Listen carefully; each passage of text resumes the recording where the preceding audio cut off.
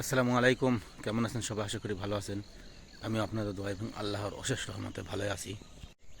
একজন ভাই আমার কাছে কমেন্ট করছে, উনি সৌদি আরবে যাচ্ছে, ওনাকে দালাল বলছে সৌদি আরবে জেদ্দা এয়ারপোর্টের অফিস ক্লিনার, ঠিক আছে, ওনার কন্ট্রাক্ট ফর্ম বা যেটাই হোক ওনাকে বলছে বা মুখেই হোক বলছে।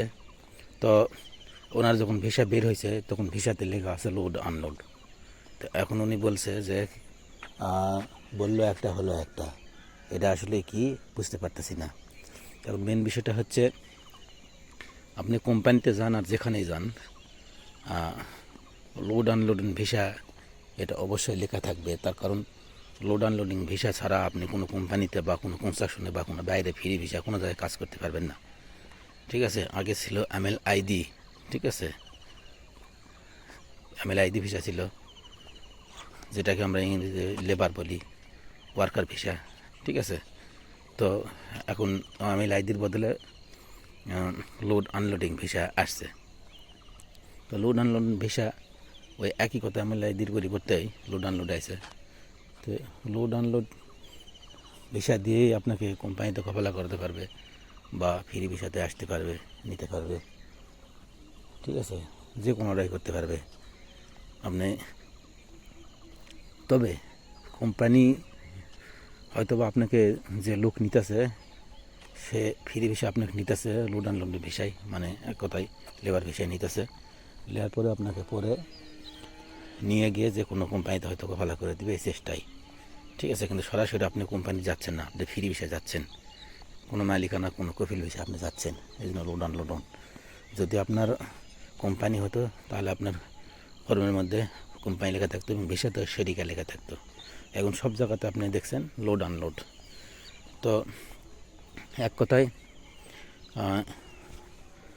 আপনার হচ্ছে ওটা যখন আপনি ভিসাটা চেক করবেন, বাংলা অনুবাদ করে বের করে নিয়ে আসবেন, তখন ভিসাতে যদি লেখা থাকে যে আপনি যেখানে স্পন্সার, এই স্পন্সারের জায়গায় যদি লেখা থাকে জেদ্দা কর্তৃক বা রিয়াদ কর্তৃক বা যে কোনো জায়গার সৌদির একজন মালিক, একজন নাগরিক, মানে আপনার স্পন্সার সৌদির একজন নাগরিক, এটা যদি লেখা থাকে তাহলে আপনি এটা ফ্রি ভিসা, কপিলের মালিকানা ভিসা, এটা আপনাকে বুঝে নিতে হবে। আর যদি স্পন্সারের জায়গায় লেখা থাকে শরিকা, তাহলে বুঝতে পারবেন আপনি আপনি সরাসরি কোম্পানিতে যাচ্ছেন, ঠিক আছে। তো আপনার অনুযায়ী দেখা যাচ্ছে আপনি এমএল আইডি, আপনি হচ্ছে লেবার ভিসায় যাচ্ছেন, আপনাকে নিয়ে যাচ্ছে ভিসা কিনে ফ্রি ভিসায় গিয়ে হয়তো কোম্পানিতে দিতে পারবে, কোম্পানির ভিতরে ঢুকাই দিতে পারে যদি লোক থাকে। আবার না হতে পারে, এরকম হাজার হাজার মানুষ এরকম কথা বলে, নানান কথা বলে ভাই, দালালেরা এই কাম দেবো, ওই কাম দেবে, অফিস ক্লিনার দিবে, ঠিক আছে। আপনার হচ্ছে ওই হোটেলের হোটেলের সাথে বসে থাকা কাজ দিবে, অমুক খেলে ইয়ার কোম্পানি ওই ক্যাশে দিবে, হ্যাঁ, এরকম।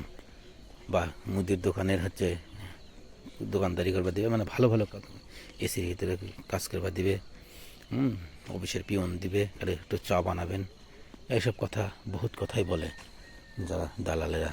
কিন্তু আসলে এগুলো কোনো কথাই থাকে না। তার কারণ হচ্ছে বিদেশ হচ্ছে ভাগ্যের বিষয় ভাই। আর ফ্রি বিষয় নিয়ে গিয়ে আপনাকে কেউ গ্যারান্টি দিতে পারবে না যে আপনি যে কাজের কথা বলছে সেই কাজই হবে।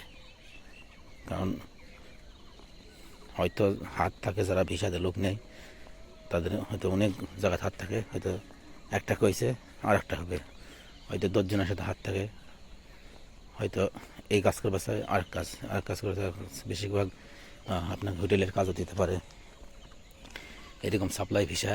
এটা কিন্তু যে যখন আপনি কপিলের ভিসায় নিয়ে যাবেন, নিয়ে যাওয়ার পরে আপনাকে বাইরে কাজ দেবে, আজকে এই মাসের কাম আর এক মাসের কাম, মনে করেন যেটা আপনার সাপ্লাই, ঠিক আছে। আর কোম্পানি হলে আপনি যেটা ঢুকবো ওটাতে অন্য যাইতেই পারবেন না, আপনি যাইতে চাইলে যাইতে পারবেন না, ঠিক আছে। কোম্পানি হলে এই সিস্টেমের। তো আপনি বিষয়টা চেক করে দেখবেন আপনার ওখানে স্পন্সারের জায়গায় কী লেখা আছে, শরিকা লেখা আছে নাকি সৌদির একটা যেমন নাগরিক লেখা আছে। এটা লেখা থাকলে যদি শরিকা লেখা থাকে তো কোম্পানি, আর শরিকা না লেখা থাকে তো আপনি ফ্রি ভিসা যাচ্ছেন। আর লোড আনলোড লেখা আছে, লোড আনলোড আপনার ভিসার পদ্ধতি সমস্যা নেই। আগে ছিল এমএল আইডি, এখন লোড আনলোড হয়েছে, মানে আপনি লেবার, ঠিক আছে।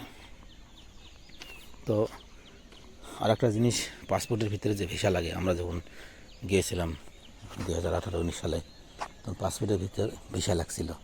তো পাসপোর্টের ভিতর ভিসা লাগলে তো সব কিছু চেক দেখা যায়। এখন তো দেখা যায় অনলাইনে, পাসপোর্টে লাগে না মনে হচ্ছে। তো পাসপোর্টের মধ্যে ভিসা থাকলে ওখানে সব কিছু দেখতে পাবেন। আপনার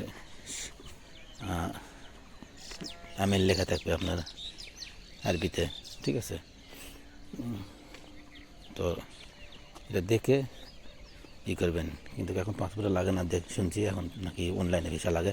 পাসপোর্ট নাম্বার চেক দিলে ভিসা লাগছে কিনা পাওয়া যায়, তারপর সম্পূর্ণ কিছু বের করে নেওয়া যায় তথ্য। ভালো করে দেখে নেবেন এবং দোয়া করি যাতে ভালো কিছু হয়, এবং দেখে শুনে যাবেন। তো ভালো থাকবেন, সুস্থ থাকবেন। আসসালামু আলাইকুম।